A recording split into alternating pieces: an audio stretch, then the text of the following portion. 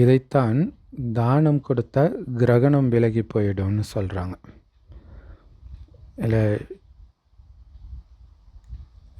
ஏன்னா யோகத்தில் இருக்கிறீங்கனாலே மற்ற எல்லாத்தையும் விட்டுட்டு பாபாவை நினைக்கிறீங்கன்னு அர்த்தம்.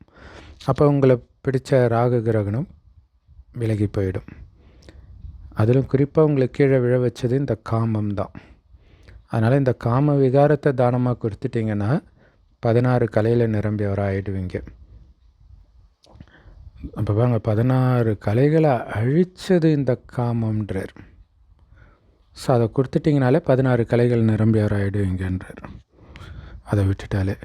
ஸோ தேக உணர்வை விட்டுட்டு ஆத்ம உணர்வுடையவர் ஆகுங்க. சரீர உணர்வையே விட்டுடுங்க. இல்லை, உயிரோடு இருந்துக்கிட்டு உடல் உணர்வை விடணும். ஸோ அதோடைய நினைவு தான் சதிதேவி நெருப்பில் இறங்கி சரீர உணர்வை எரிச்சிட்டாங்க. அப்படிங்கிறது தான் சரீரத்தை எரிச்சிட்டாங்கன்னு காட்டிட்டாங்க.